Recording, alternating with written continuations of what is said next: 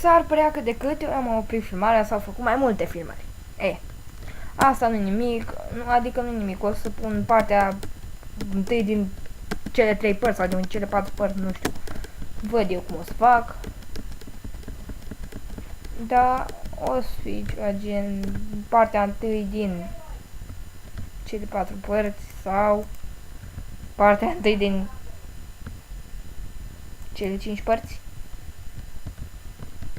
Că am pus de prea mult pauză, cam multe pauză. Asta e, nu o să se supără nimic. Dacă vă supărați, chiar îmi pare rău, trebuie să schimb butoanele, adică o să cred că o să pun F11 și F12 pentru că, sau F4 și F5 pentru că nu prea folosesc la ceva.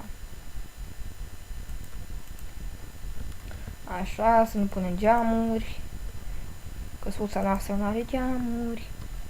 Acum, adică n-a avut geamuri, dar acum are. Ups. Puteam să iau mai puține, da, asta e.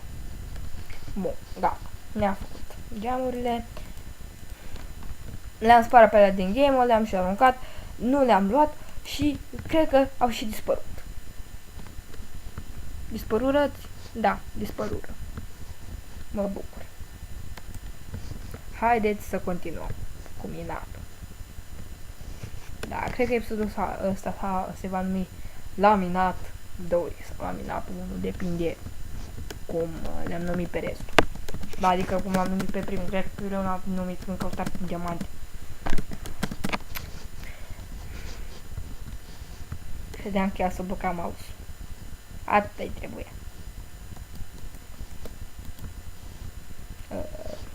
Da, adică, da.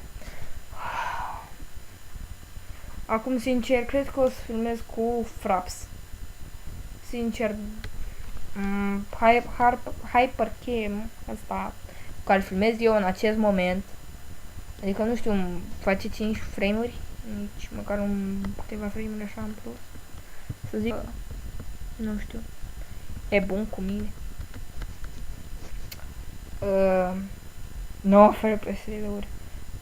Deci, o țin doar în 9 și 8 FPS-uri și frame-uri 46 de frame-uri, 50, 51. Nu știu, pe filmare se vede că merge mai greu. Cred că astea sunt frame-uri, dacă nu, asta e. Mă lămuriți voi. Ce am zis că fac? Torțe. Torțe. Ne facem niște torțe. Așa. Ne facem decorul ăsta. Sper că ne ajung. Oricum vine un steak. Aproape un steak. Așa.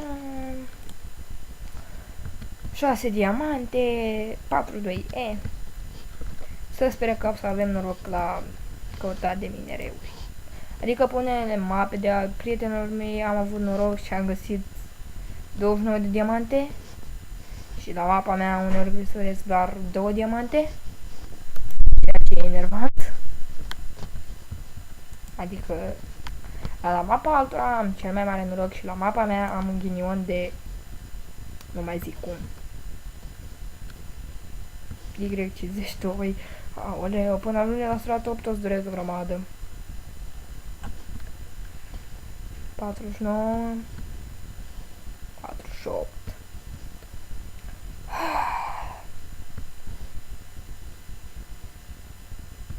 Chiar nu știu ce s-a asta, dar nu m-ar interesa prea tare.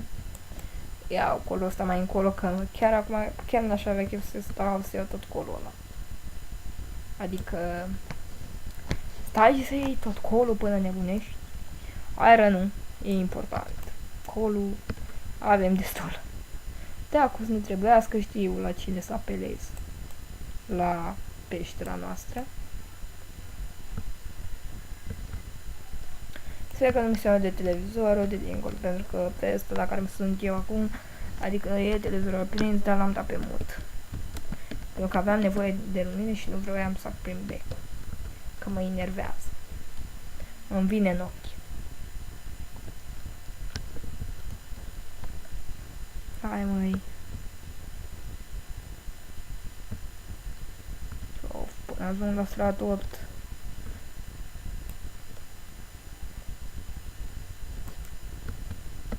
N-am pus bine. Așa. Parcă e altă șmecherie. Sper că ajung și eu. De obicei când ies din minele care le fac, de obicei, ghiciți ce, nu e, adică e noapte și nu prea îmi convine mie așa. Mă oftică faza asta că e noapte. 34, hai frate, nu mai ajung și la stratul 8. Ah! The fuck? No! Adică de ce aș fugi dacă eu am sabie și tu n-ai? Adică... hai mă, hai. Mulțumesc. Ești un scump. Până unde e dat XP-ul, bă? Dădu-și XP cam la distanță mare. Unde să... Cum să lase un semn? Să știu că fuse aici. Pun cabel. Sau... Ia asta înțeleg. Hop. Nu prea mă pricep eu la făcut ornamente, chestii de astea, adică să las ceva, lăsați așa că merge. Nu merge. Cam, nu făcut nimic. Așa, ia acum merge să sar. Da, trebuie să spar pe cii. Că, da. Să ajung la aia. Și de aici mur cu pătrățel. Ok, așa bine. Așa e ok. Avem torțe? Avem. Să luăm iron-ul. Ăsta e mai important. Fără iron nu faci nimic în Minecraft. Adică dacă n-ar exista iron, ar fi chiar foarte ciudat. Să nu vină apă, te rog să nu vină apă, că mă enervez, mă supăr. Da, trebuia să pun un bloc, că nu cred că se supăra. Am spart și torța. LOL. De ce am spart torța? Oricum cred că o să mă duc după altă năcop, că ăsta se termină. Și nu las iron în urmă. Cum s-ar zice, nu lăsați pe nimeni în urmă. La mine nu lăsați minereurile în urmă. Alea mai importante, cabelul nu e așa important. Și cărbunele.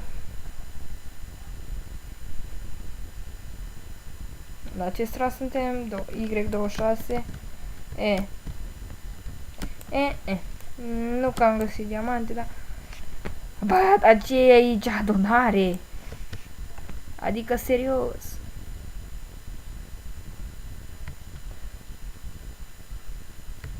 Ce e mă aici adunare generală? Bă, ai dat în mine, mă?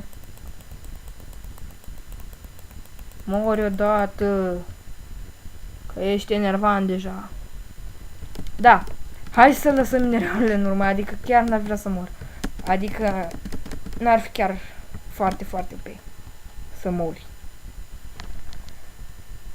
O să căutăm noi altă dată minereuri. Dar avem peșteră. Deci e ok. Dacă avem peșteră e chiar ok. Avem de unde să facem rost de alte minereuri. Acum să ajungem acasă în siguranță. E aproape 10. Am filmat cam multiceri. Cam prea mult deja. Cred că am filmat 30 de minute. Plus că părțile care le-am pus, care o să le pun de fapt, o să fie cred că de câte 10 minute sau 6 minute. Facem repede zi, vă zic și vă o noapte bună. Adică v-am zis deja, dar mă rog. Hai bă, culcă-te. Că durează să te culci. Bun.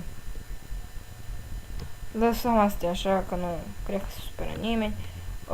Deci, să vă zic. Ups.